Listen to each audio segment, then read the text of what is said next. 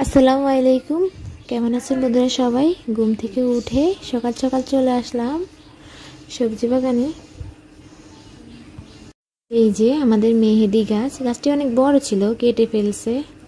চারপাশে ঘুরাঘুরি করার পর হঠাৎই ডালগুলোর মধ্যে দেখি একটি ডিম। এই ডিমটি হয়তো পাখি বাসা থেকে ছুটে পড়ে গিয়েছে কোনোভাবে। তো আমি এই ডিমটি হাতের মধ্যে নিলাম। এই ডিমটি হলো শালিক পাখির ডিম।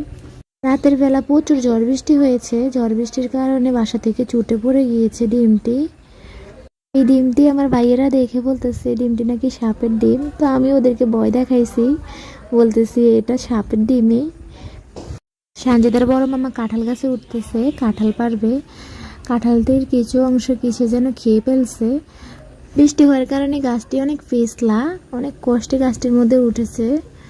ওই যে উপরে কাঁঠালটি, এই কাঁঠালটি সবগুলো কাঁঠালের শেষে ধরেছে, কিন্তু এই কাঁঠালটি সবগুলো কাঁঠালের প্রথমে পেকেছে। যাক, ভালোই আজকে বৃষ্টি হইতেছে, ঠান্ডা ঠান্ডা কাঁঠালটি খাবো। অনেক সাবধানে উঠতেছে গাছটি, একে তো পিছলা বৃষ্টির কারণে, দ্বিতীয়ত কাঁঠালটি অনেক উপরে, তার জন্য অনেক সতর্ক হয়ে পারা লাগে। আবহাওয়া প্রচুর খারাপ, আজকে মনে হয় সারাদিনে বৃষ্টি হবে। যাক, ভালোই, বৃষ্টির মাঝে কাঁঠালগুলো পেকে যায়। আলহামদুলিল্লাহ, আমাদের সবগুলো গাছেই মোটামুটি ভালোই কাঁঠাল ধরেছে।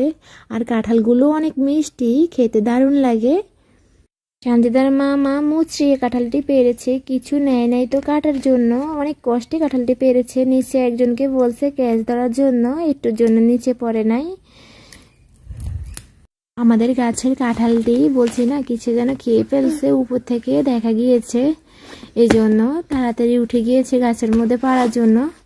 আমরা যদি না দেখতাম তাহলে পুরো কাঁঠালটি খেয়ে ফেলতো। যাক, রিজিকের বাইরে কিছু নেই, সবই আল্লাহর ইচ্ছা। আল্লাহ যার রিজিকে যতটুকুই রাখছে সে ততটুকুই পাবে, তার এক চিমটিও না। আলহামদুলিল্লাহ, গাছ পাকনা কাঁঠাল খেতেই আলাদাই মজা। তো ভালো থাকবেন সবাই। ভিডিওটি এ পর্যন্ত। ভিডিওটি ভালো লাগলে একটি লাইক দিয়ে চ্যানেল সাবস্ক্রাইব করে পাশে থাকুন।